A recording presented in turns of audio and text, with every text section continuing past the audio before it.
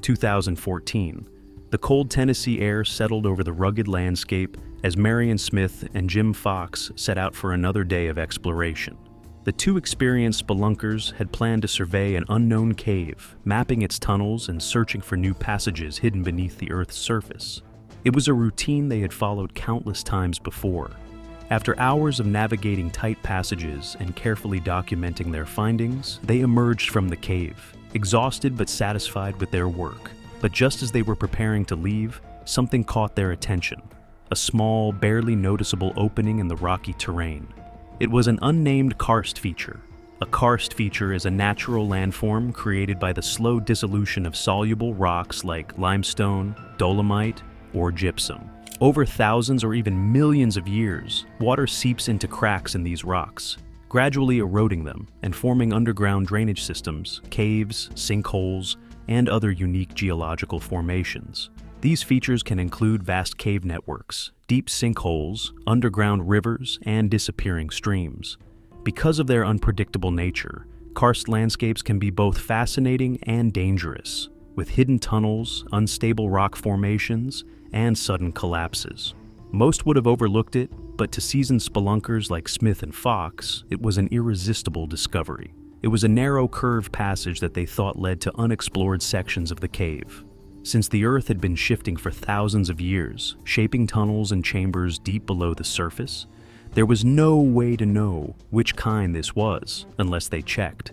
Curiosity took over. Fox worked to widen the opening just enough for Smith to enter. The 72-year-old had spent decades exploring places like this, squeezing into impossibly tight spaces, trusting his instincts to guide him through the dark. He lowered himself into the hole carefully, his hands pressing against the damp rock as he descended. The walls were so close that it felt like something was swallowing him whole. That was because from inside, the space was small and constricted. But soon the excitement went away. Smith's headlamp revealed nothing but dead ends. There were no tunnels, no passages leading deeper. It was a disappointment, but he already knew that not every hole led somewhere. He prepared to climb back out, twisting his body into the best position to push himself upward. However, at that moment, something was wrong. The exit was right there, barely a body's length away, but he couldn't move the way he had come down. The tight space was working against him, pressing against his ribs and shoulders at the wrong angles. Every attempt to climb up only made him slip lower. A cold realization settled over him. He was stuck, but this wasn't it. He didn't know that moments later, this nightmare was about to turn into something even worse. From above, Fox saw him struggling and immediately moved to help. A rope was rigged and a foot ascender was passed down to Smith. He reached for it, trying to get the right leverage, but then his headlamp illuminated something that sent a wave of unease through him. A large slab of sandstone rested above him, barely held in place.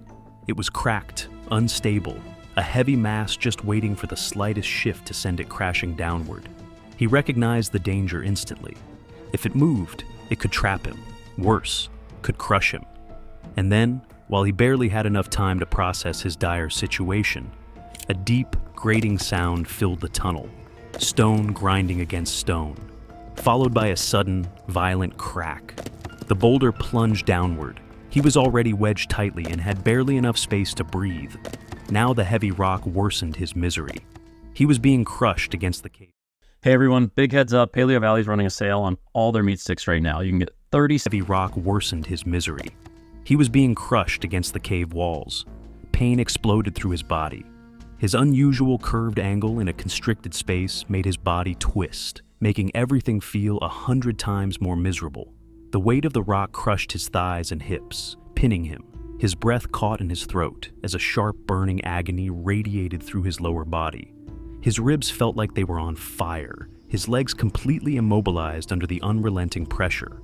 He tried to move, to shift even an inch, but the rock didn't budge. During that time, all he could feel was his life was being sucked out of him. Fox reacted immediately. He went in the hole, pressing his hands against the boulder, trying to lift it, push it, move it in any way. But it wouldn't give. It was wedged tightly, impossible to shift by hand. Time passed in a haze of pain. Smith found it difficult to breathe, his body trembling from the pain and shock. The pressure on his legs was unbearable, sending waves of agony through his entire body with each passing second. Fox grabbed a small shovel and started digging. If he could remove enough dirt around the rock, maybe he could create space to free Smith. But the ground was unstable. Every scoop of dirt caused other rocks to shift, creating the risk of an even bigger collapse. After several desperate attempts, they realized the truth. This wasn't going to work. They needed help. Fox grabbed his radio with shaking hands and sent out a distress call. The words felt heavy as he spoke them. Smith was trapped. It wasn't a simple rescue. It would take a team. Minutes crawled by. Smith's body ached, the pain growing worse with every passing moment. His muscles had begun to cramp under the unyielding weight, and the cold air was seeping into his bones. He had spent his entire life in caves, but now the very thing he loved was threatening to bury him alive. Every minute felt like days, and then finally, help had arrived. A team of experienced cave rescuers and emergency responders flooded the scene, assessing the situation.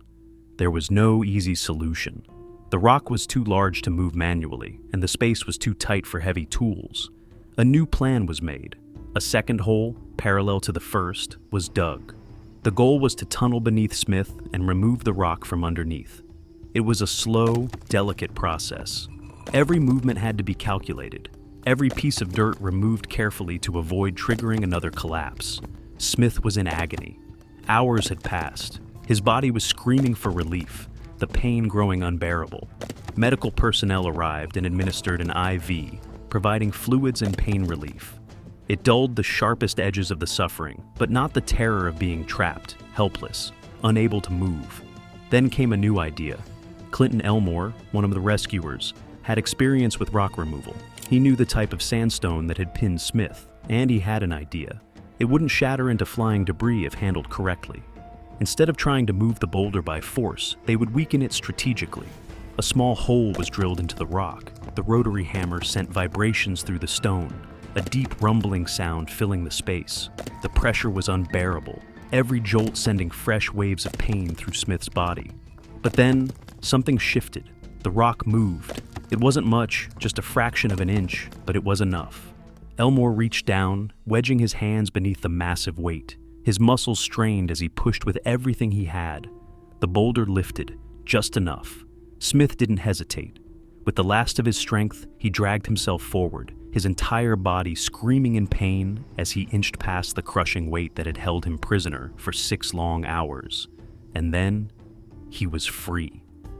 The cold night air hit his face as he emerged from the hole. The tension in the air finally broke as the rescuers cheered, relief washing over everyone. Smith's body was weak, his legs numb from the pressure, but he was alive. A helicopter waited nearby. He was flown to the hospital, where doctors checked him over. Miraculously, he had no life-threatening injuries. His body was battered, aching, but intact. Just a few hours later, he checked himself out of the hospital. Days later, reflecting on the horrific nightmare, he would say that he had explored so many caves, checked so many tight spaces, that the odds had finally caught up with him. But deep down, he knew the truth. This could have been his last adventure. Yet, by sheer determination, luck, and the hands of those who refused to leave him behind, he had survived. On first